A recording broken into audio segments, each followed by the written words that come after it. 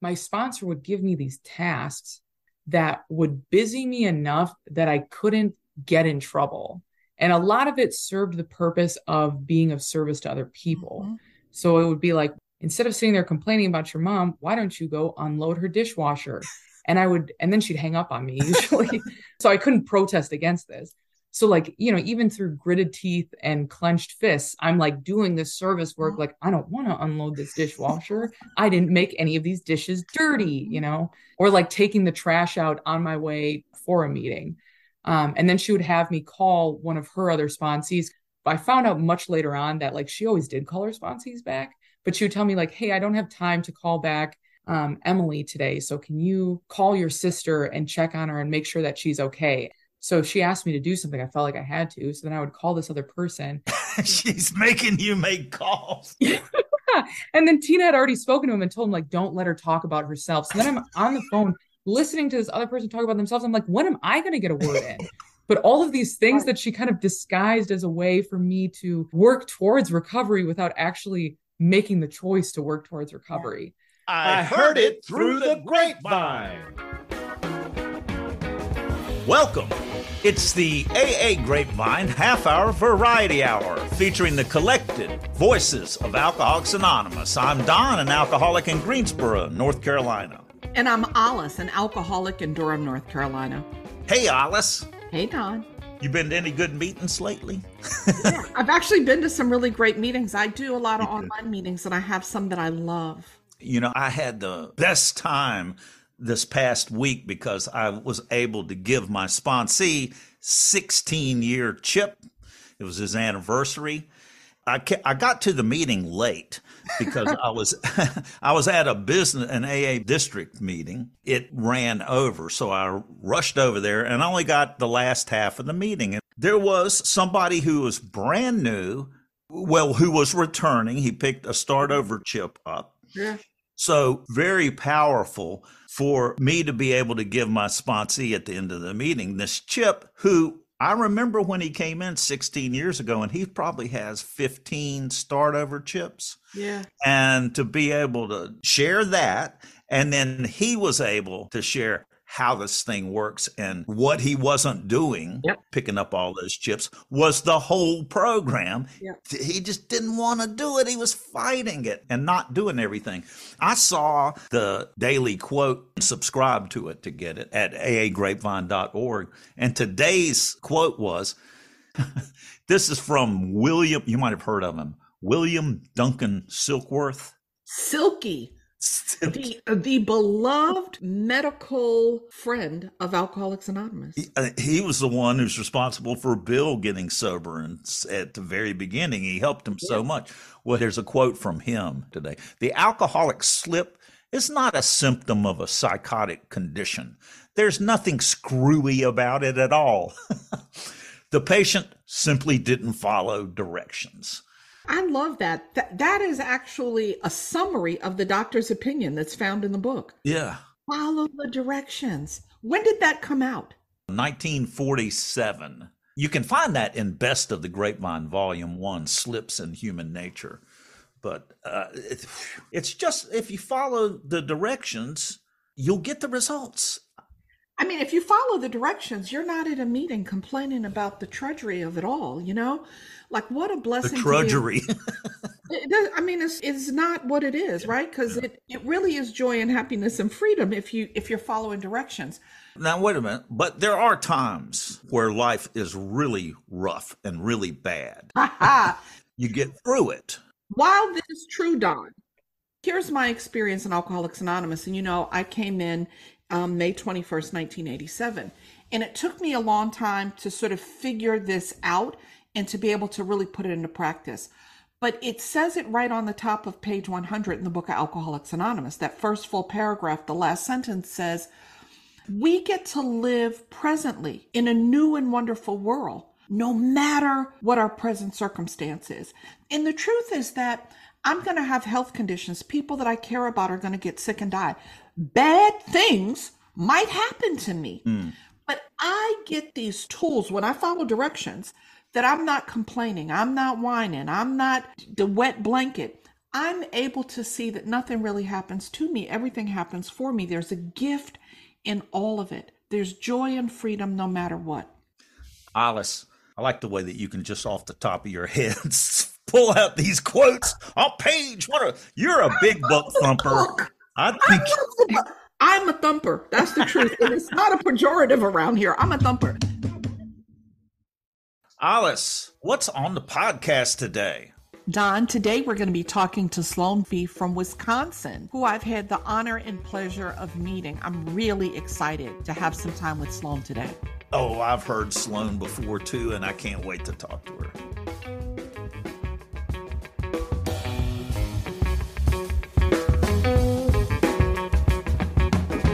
Hey, Alice, how can I support the Grapevine podcast?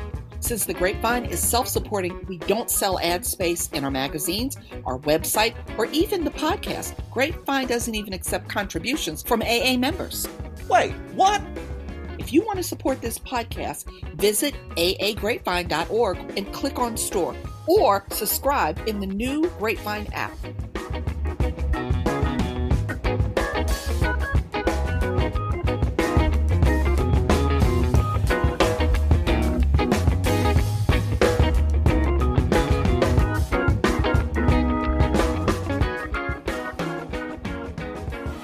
Hi, I'm Sloan. I'm an alcoholic. My sobriety date is November 1st, 2011.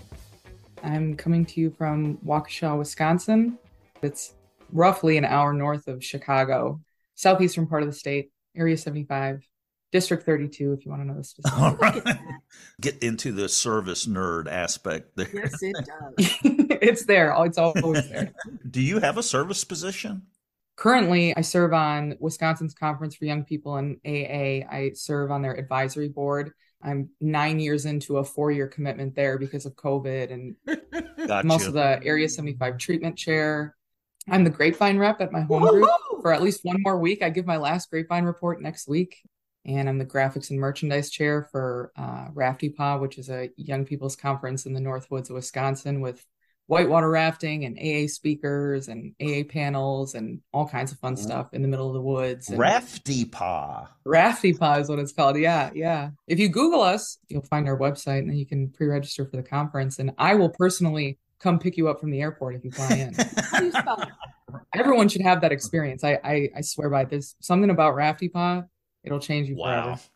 That's incredible. So, Sloan, what was going on in 2011 inside of you that you felt like you needed to come to AA and surrender? Yeah, I wish I'd truly surrendered in 2011. The first 3 years of my sobriety, I worked big 0 steps, really more miserable at 3 years sober than I was with 1 day of sobriety. But I found Alcoholics Anonymous when I was 15. At that point, it was kind of the last house on the block. Like, I always like to remind people when I see my sponsees passing judgments on newcomers or something like that, that no one ever comes to AA after like one bad night of drinking. You know, this is usually we've exhausted all other efforts at attempting to do this ourselves.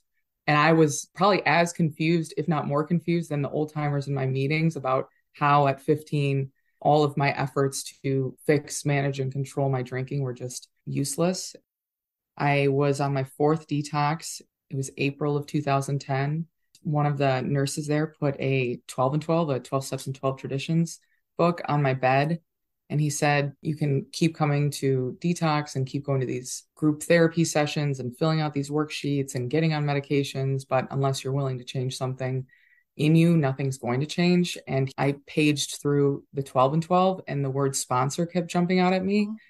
The only thing I could attach the word sponsor to was NASCAR racing and like sponsorships with like Wheaties and like Duracell batteries. And I started thinking about like, okay, so those companies pay the driver to drive these cars. So a sponsor is going to pay me to stay sober. And in my 15-year-old brain, like this genuinely is what I thought was going on in AA. And so it became this like get rich quick scheme in my, adolescent, untreated alcoholic brain. And we have all these words that can mean different things outside of AA. We have jargon that's specific to AA. Yeah, I do try to keep that in mind with sponsorship, that there was a time in my life where I was none the wiser about any of this. And how would I explain these steps to someone who knew not a single thing about Alcoholics Anonymous? Because that was me. So you were talking about where that place inside, that 3 years that you hadn't let go or you hadn't surrendered. What is that place? How does one find that? Well, and so when I found AA at 15 isn't when I got sober. I was doing the like 30, 60, 90 day dance, chronic relapser type, as we call them sometimes. And when I finally sobered up and got the sobriety that I have now, I had this awareness that things could be worse. But for the first time, I had this like overwhelming feeling like I just didn't want them to get worse. Today, I kind of believe it to be some kind of spiritual experience of sorts because it didn't feel like a thought that came from me. But even with that in mind, like I was willing to go to any lengths to stay sober. I was not willing to go to any lengths to treat my alcoholism, if that makes sense. That makes sense. Which is why those first 3 years, I had no interest in doing any version of like self-reflection, finding God. I used to, because I didn't want to pray myself, I would ask people at my home group, like, hey, my sponsor said I should pray for patience. Can you ask your God to give me patience? And I'd ask other people to pray for me because I didn't want to pray. Yeah. I'll pay you. I'll be your sponsor. How did it work to not do it and ask other people to do it?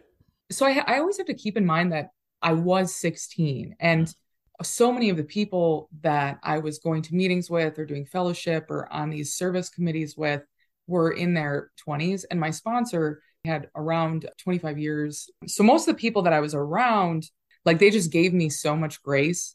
And no matter how feral and like ugly my defects of character would present themselves in meetings, they just met me right where I was at and loved me anyways and never made me feel like I wasn't welcome. Mm-hmm. The thing was, like, when I got sober at 16, finally, like I knew that my reaction to alcohol was never even close to normal, but I wasn't convinced that my life was unmanageable, basically like the second half of the first step. You know, I wasn't convinced that I couldn't manage life on my own. So I'm certainly not in the business of like selling someone the solution in Alcoholics Anonymous. You know, like I believe that there's a level of misery that's required in order to have the willingness to do these steps because, you know, what does it say in the book? Like simple but not easy, a price had to be paid, right. You know, and so they're simple, sure, but it's painstaking work. You have to have that gift of desperation. And I don't think I was quite desperate enough to level my pride and admit that I'm just like the rest of you. But that's why I try to be willing to be as vulnerable and as open and transparent as possible about my experience because it serves as like a warning to somebody else. But that's what we do in AA is share our stories and share how I'm living now and how it's better than it used to be. And it's like, come along with me if you want to. Yeah. And I think a person on the outside would say, oh, you know, maybe AA doesn't work. You were here for 3 years and you were miserable and then you were in a facility. And what I hear you saying is, I didn't follow the directions. I didn't do the work that was required to be a member, an active member of Alcoholics Anonymous. Would you agree with that? Yeah, 100%. Like I like to say that even these days, you know, I usually, because of my connectedness to a higher power, like I have a gut instinct about how God wants me to show up in a certain situation or in a relationship. It looks like a crossroads, right? Like, here's what God wants me to do. God wants me to, you know, be a good daughter to my mom, even if she's not a good mom to me. Like, you know, pick up the phone when a newcomer is calling me, even if my favorite TV show's on or like whatever. Yes. This is what God wants me to do. What I want to do is not answer this phone call, tell my mom about herself and arguably take her inventory. Yes. I want to not go to the meeting tonight because I mean, I was facing this last night. I was laying in this jacuzzi tub and I'm like, I'm not going to that fellowship event. Like, why would I get out of this bathtub, get dressed and go to this event when I'm living the dream right now? Right. And then it's like that voice in the back of my head of like, well, you told your sponsees to go. You're the chair of this committee. You know how God wants you to show up. And so it looks like this very deliberate choice. I think the way that you're talking about the challenge of being young in Alcoholics Anonymous has two sides to it, right? One side is I want to do stuff a regular teenager does, right? But I want to point out that you can be 50 in Alcoholics Anonymous and want to do what you want to do and not want to do the work, right? So I think that regardless of age, right? But I think there Mhm. is this deeper thing when you're younger, potentially. But the other thing is that you then came in and had access to this thing that a lot of folks in Alcoholics Anonymous don't fully understand, which is icky paw. So would you talk Mhm. about icky paw for folks and tell them what it is? Yeah. When I first came in when I was 15, they were talking about the dance that was going on that weekend.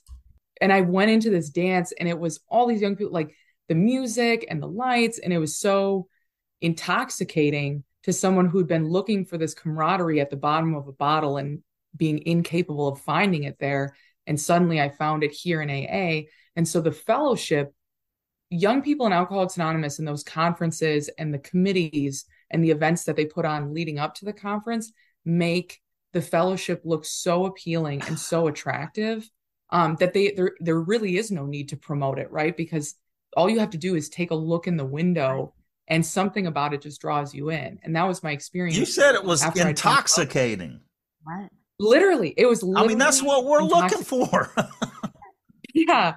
Yeah. And especially I mean, I couldn't be like it talks about in A Vision for You, like I couldn't be resigned to these like boring, even if getting sober meant that I was going to spend a Friday night in a meeting and going to a diner afterwards, even that like wasn't going to be enough for me. Like I loved that we had these dances and scavenger hunts and even like board game nights, Yeah. stuff like that. Wisconsin was bidding for the international conference and it was in New York City that year in 2010. It was at the Marriott that's right in Times Square. Like literally, yeah, you'd like walk out and the red stairs are right there. And I'd never been to New York Yeah. City. And I'm at some point, Tina and a couple of other people from my home group just showed up at my mom's house and convinced her, like, look, we need you to give us your daughter for the weekend, buy her a plane ticket to New York City, and put her on this plane and we'll take care of her and we'll bring her back. And I don't know. I mean, God must have been working through her that day because when I look at it objectively, like a bunch of strangers that my mom didn't know showed up at my house and said, give us your daughter, your 15-year-old daughter who's been killing herself for the last 5 years. Give her to us for a weekend across the In New country. York City. And she's going to have Times and Square. she's going to have a good time. And my mom's like, sign me up, and buys me the ticket. And We can't do and anything that with her. experience, well, that's what I think her mindset was. Like, there's no way that they can do more harm than she's already done to herself, And she was kind of at her wit's end of like, I don't know, we paid tens of thousands of dollars for all these treatments, and somehow this free group is helping her. Yes. And That so I was went out there episode and I 12, remember season walking 5. into the Saturday night meeting, and it was in this Woo-hoo. enormous ballroom, just like you guys described on your podcast about San Francisco. That was episode 12, season 5. And like this room that just like feels like it goes on forever. And I turned around and looked behind me and there were, balconies full of people and they're like waving their state flags and their country flags and there's music. And I remember sitting there and like taking it in and thinking like everyone in this room is sober. And it blew my mind because no one, they're sober and they're having a ball. Yeah. And it was like the most magical thing I'd ever seen in my life. Sloan, what happened to you? How did you come to find a higher power? What is that for you? Yeah. So I had just celebrated 3 years sober and I experienced something that really threw me into this tailspin of reliving a lot of trauma that I had from prior to getting sober, from my childhood and stuff like that. And I'm really grateful that the way it was phrased to me from my sponsor was that like a fourth step, as much as it can help us to let go of the power that something has over me, a fourth step isn't a cure to PTSD. A fourth step is to make a searching and fearless moral inventory of ourselves. Yeah. And in making that inventory and taking a look at mistakes that I've made and defects of character that I possess, none of that process helps to relieve true clinical trauma. Living in the bedevilments that they talk about on page 52 in We Agnostics, where it talks about like a prey to misery and depression, couldn't make a living, the feeling of uselessness, can't seem to be of real help to other people. Like they're describing the way that we're living when we're drinking. But I would argue that that's exactly where I find myself every time that I'm cut off from my higher power. And so in this spiritually sick state for 3 years, like what it looked like was my alcoholism manifesting in all of these very obscure ways, because alcoholism as a disease demands to be treated. So if I'm not treating it with a bottle and I'm not treating it with the solution I find in the steps, it's going to try and treat itself somewhere else. So I got blacklisted from all the men's halfway houses in southeastern Wisconsin because I was acting out in a way that you can imagine require what you have to do to get blacklisted from a bunch of Oh yeah, you got to work hard at as that. a woman.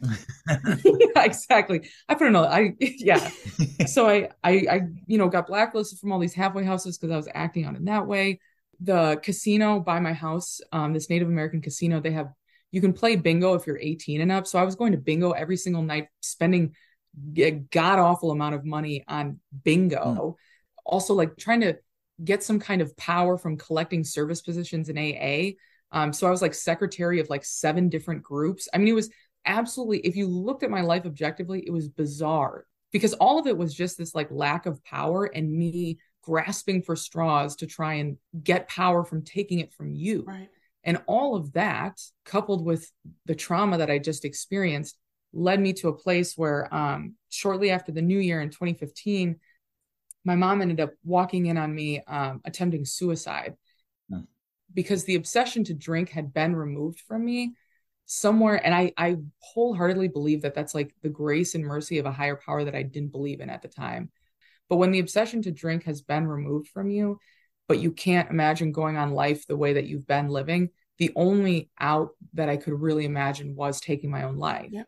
And my mom, through some kind of divine intervention, woke up in the middle of the night and came into my room and saw me with a gun in my mouth. And I then spent the next year and a half in a mental hospital trying to treat this thing that AA can't fix.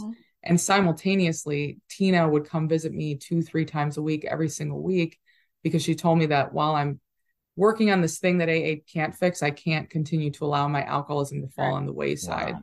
So she recognized it as like, this is like a true miserable bottom. Like now I have this willingness. Yep. And so we went through the steps page by page, line by line. And so in a funny way, I ended up having this spiritual experience it's like some tagline for a sitcom, like I found God in the psych ward, because she was visiting me one day and she said, I was like full of self-pity. And I was like, I can't believe this is happening to me. I'm 3 years sober. I'm working God's will. Like, why am I stuck in this place? And she said, Sloan, you can't tell me that you're working God's will when you're here with all these people who are still wet behind the ears, and you're unwilling to carry the message that was so freely given to you out to them. And what she was talking about was that adult mental health and adult detox were on the same unit. Yep. I was on the firing lines of AA. I was surrounded by people who were actively detoxing from alcohol, and I didn't want to be around them or talk to them because I'm sober. I don't need you. And in that moment when she said that, it reminded me of like what Bill talks about in his story about the icy intellectual mountain that I lived and shivered behind for years, melted before my eyes, like in a very dramatic way. And I had this like aha moment of like, I've been searching for God as if God were like a lost dog or something, when at the very core of spirituality is just this unselfishness and self-sacrifice. Like, regardless of what it costs me, I'm going to do something to benefit you, like having a true servant's heart. And that as long as I'm carrying this message to the next alcoholic, it doesn't matter what God is or isn't, I'm going to find a power greater than myself in doing that. And so after that, I started talking to all these people who were detoxing, who had 1 or 2 or 3 days sober, and telling them about my experience in AA, giving them phone numbers from my home group members. I had some of my home group members come like pick them up when they were discharging because they had nowhere to go. We got them. I was basically doing like district and area treatment work, but like on the inside, you know what I mean? Like an undercover agent. Yeah, you've gone inside the system. Yeah. And some of them are still sober today. Wow. And that's how I know that like when I do the work necessary to move me out of the way and let God speak through me, that miracles do happen because they're still sober. Yep. The solution is the same that like Bill describes about he would walk into his old hospital and feel like lifted out of his seat. That's right. Gets me out of myself.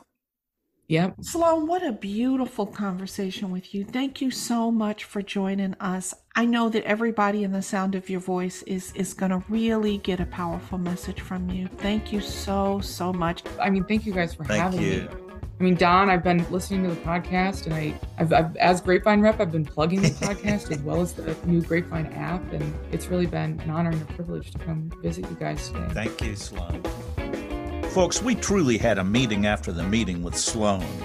We got into a deep conversation about using the steps to heal from the most difficult situations. Keep listening after the closing music to hear more of our conversation.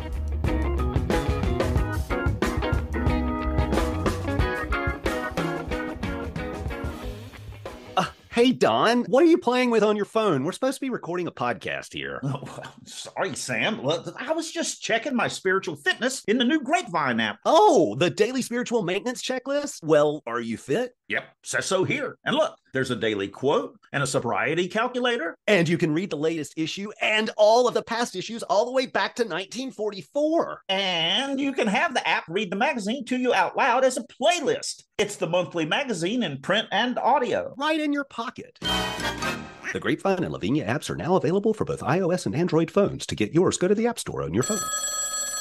Sam, can you get that? It's the listener feedback phone. 212-870-3418. Yeah, hang on, I'll get it. Yellow. Hi, folks. It's Gerry calling from Kelowna, British Columbia, Canada. The comment was offered by a person attending a meeting when it came to dealing with the Christmas season. They were grateful for recovery and the change in their life, which manifested itself when they realized for the first time that there was not, in fact, only one correct way to decorate a Christmas tree. And it seemed to capture so much about what Christmas presents as a challenge for so many with expectations and so on. Whenever it was shared a couple of times at different meetings, it seemed to elicit a good chuckle from the people at the meeting, so I thought I'd pass it along. Thanks for what you do. Bye-bye. Thanks, Gerry. I heard somebody share in a meeting recently about the holidays coming that it felt like it was a holiday hurricane season about to believe with all of this expectation swirling around and everything. And Gerry, that's exactly it. If I let go of it all, I can enjoy myself. But what I thought of was an old timer I heard say to his sponsee one time at the back of the meeting near the coffee pot. He just turned to him. The guy was complaining about something, and his sponsor said, "Why don't you try not having a wave for a while?" Wait a minute. I thought that was said to you, Don. No, that wasn't me. Well, I do have a way. It should have been said to me. Well, you know what instantly came to mind when I was hearing Gerry say that, and Gerry, thank you so much, was that person has done some general service. Because that's where I learned that there's more than one way. Yep. I mean, when I was listening to Gerry, and yes, thank you, Gerry, I thought about what it's like to be new. And you get here and it's Christmas, and maybe it's your first Christmas. I got here and I was just drunk for all the holidays. And so this notion of how am I going to stay sober? Well, there's more than one way to do that, right? Some people do marathons. Some people go to friends' homes. Like I got a whole new family when I got to Alcoholics Anonymous, and there's certainly more than one way. Thanks, Gerry. Hi, Don and Sam. This is Lisa, an alcoholic from South Jersey. And you were recently talking about the different types of meetings on the podcast. Well, I had to chuckle because when I first got sober, I was living in Philadelphia, and there was a meeting in my neighborhood called Meditation on the Steps. Well, the meeting was at a church, and there were a set of steps to get into the church, and I thought that the alcoholics sat in front of the church on the steps and meditated, and I thought there is no way I am going to be out in public at an AA meeting meditating. So I just thought that was funny, and maybe somebody else can appreciate that. Have a good day. Bye-bye. Oh, that is good. Because you know what? We come in and we don't know what we don't know, right? And that's what it sounds like. Meditation on the steps. I'm not sitting on the steps in front of everybody and meditating. I might have passed out on the steps in front of everybody. And now I've got dignity. Oh, wow. I love that. And I love when we share those foibles from our early days, because it does make it easier for other people too. Yeah. Lisa, that's fantastic. Thank you. Thank you, Lisa.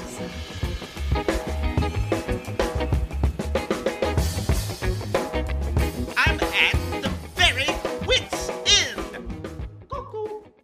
This patient was so terrified at the prospect of having a tooth pulled that the dentist offered him a shot of whiskey. Do you feel any braver now? Do I feel any braver? Brother, I'd like to see somebody mess around with my teeth now.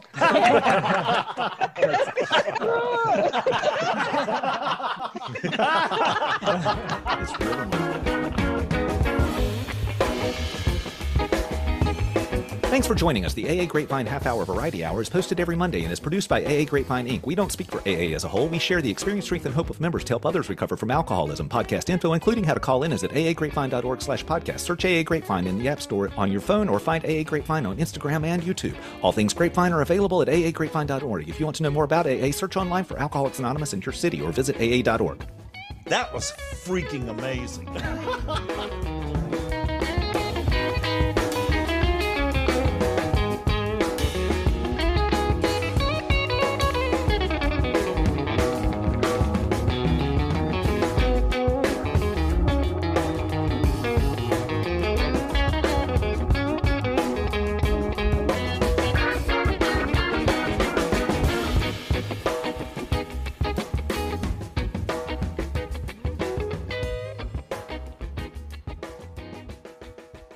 The following is a frank conversation about sexual abuse and how practicing AA's 12 steps can help one heal.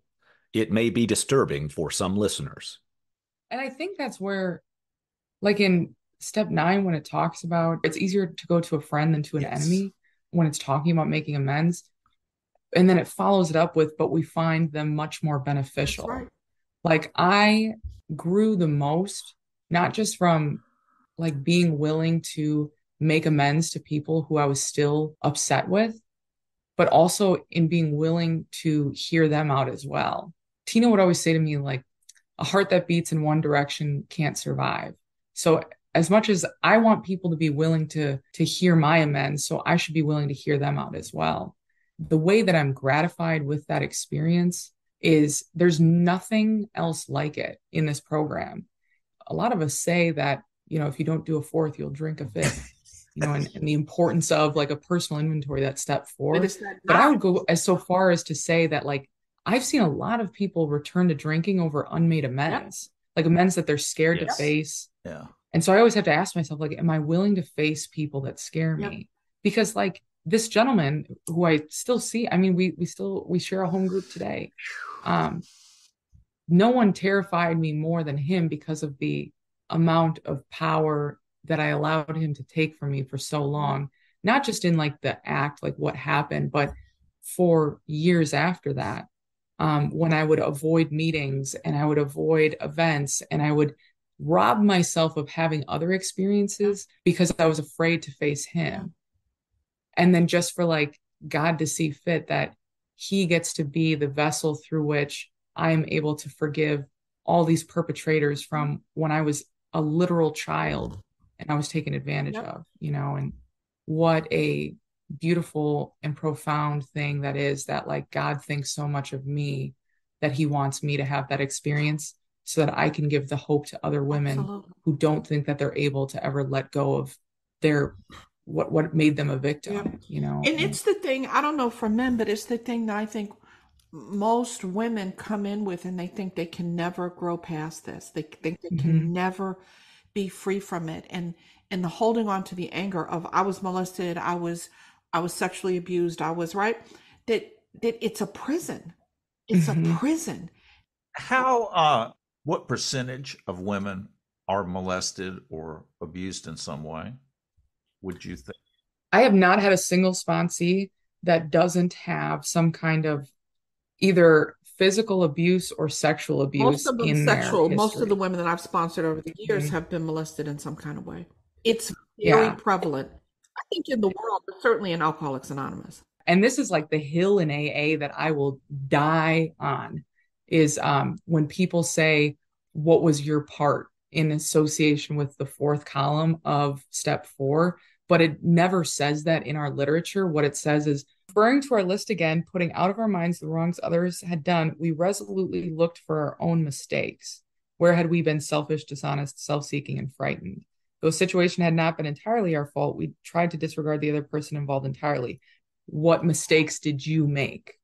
And so, like, I'm asking myself, what mistakes did I make in the relationship? I had no part in my dad abusing me. That's right. You know, there's nothing that at 3 years old I can do that constitutes my father abusing me. Right. But when I was 15 years old and he would ground me and I would tell him that he was a piece of and I would disrespect him and I would sneak out of the house and I'd steal his money and all these other things that I did independent of the abuse that I endured as a child, like, I made mistakes in that relationship. And that's the importance of setting aside everything in column 2 and focusing solely on what mistakes did I make.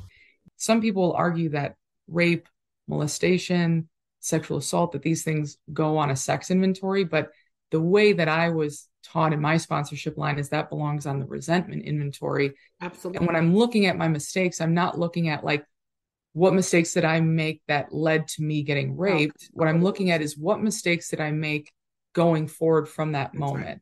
So, like, I didn't do anything that constituted me being raped, but after that happened, I made every single man in my life pay for what this one guy did. And that was the mistake, was treating every guy as if he was my rapist. That's right.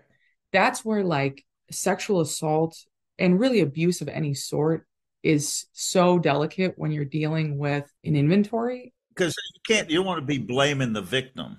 No, and that's what saying something like, what was your part? Thank you, Sloan. And the book never uses part.